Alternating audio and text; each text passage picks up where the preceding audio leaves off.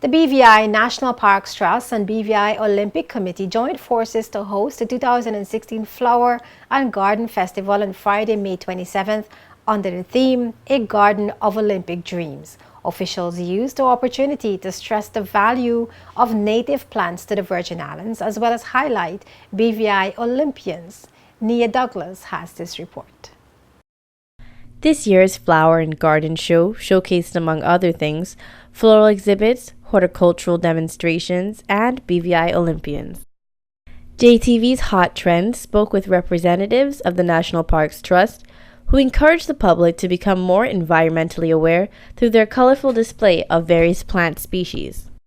The Flower Show has been an opportunity for the Trust to raise awareness about environmental management with specific focus on our important native and endemic species of plants.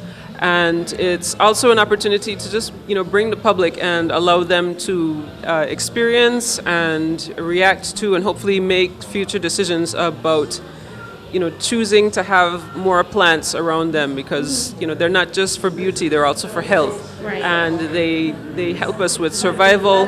And we just, want to make it a really nice kind of family activity for everyone to enjoy.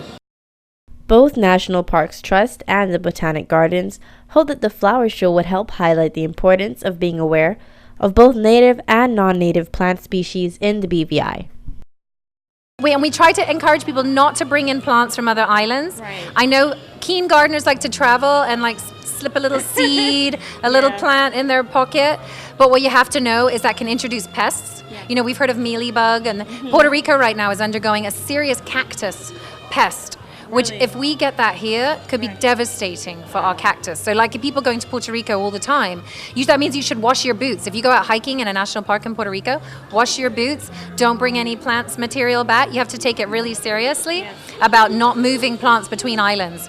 Because right now we have had some rain and the islands are looking green. It's looking beautiful. And we don't want to have any major pest outbreaks that'll add to the drama of, drought and pest. On display here, what we have today are all native plants. Some of them are endemic and some of them are critically endangered. And I've chosen to display these today because we're transitioning the nursery from selling ornamental plants, which are mostly flowering imported plants, to only native plants. And we're trying to get the information out there to let people know that most of these plants are endangered and we need to save them. So here that we have in front of you is the mammillaria, and we've actually rescued these from Necker Island. We were invited by Mr. Richard Branson and his people to come in the developed area and remove them from there. So if you know of any other place that is being developed and that has native plants that might be of importance to us, then you could possibly come in and tell us, inform us, and we could rescue them from that area. And while an abundance of information was shared in order to raise awareness, the Flower Show also provided useful tips, most notably Natasha Harrigan's demonstration on how to properly propagate a plant. I've been asked quite a lot over the past month, how do we propagate cuttings? Why are my cuttings dying? Why are my plants dying? Why am I not successful? So with those being said, I chose to focus on this today for my demonstration, just to get some questions answered today. I've chosen some hibiscus stems that I took today for the demonstration, and one of the key things that I wanted people to note today was where to actually cut, because I found a lot of people who have come in and asked about the cuttings, they cut the stems in between the nodes. As you can see, these two things here where the leaves occur are actually called nodes. So people actually cut in between there. That's a no-no.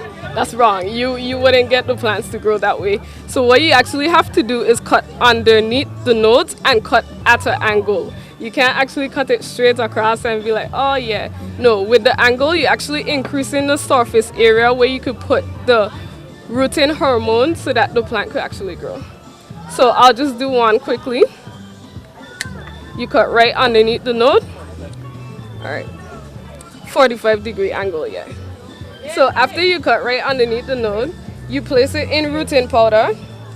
Some people have actually put them in water before putting them in rooting powder. You don't necessarily have to do that. Why? Is because there is moisture you're releasing from the cutting already by cutting it. So you just apply the rooting hormone to it. The other thing, you want to compact your soil as much as possible, because when you place your cuttings in there, you don't want any movement. Any little shaking and you could throw off the roots. So make them as compact as possible. You make a small, tiny hole and you put the cutting in there. You compact around the cutting just to make sure it's stable. Once it's stable, you water it as much as possible. Corresponding with the theme A Garden of Olympic Dreams, the BVI Olympic Committee had a strong presence at the flower show, displaying pivotal BVI Olympians around the garden in their Olympic walk display. Well, this year for the National Parks Flower and Lawn Show, they have coupled with the Olympic Committee in using the idea that this year is the 2016 Rio Games, and so we're highlighting the Olympics in general.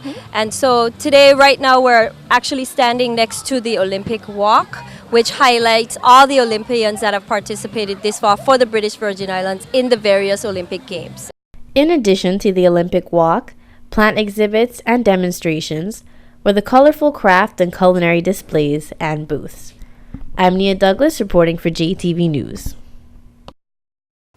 For more coverage on the Flower and Garden Show, as well as an entire BVI Olympians walk, tune into JTV's Hot Trends right here on JTV Channel 55 on Wednesdays at 8 p.m. and Fridays at 9 p.m.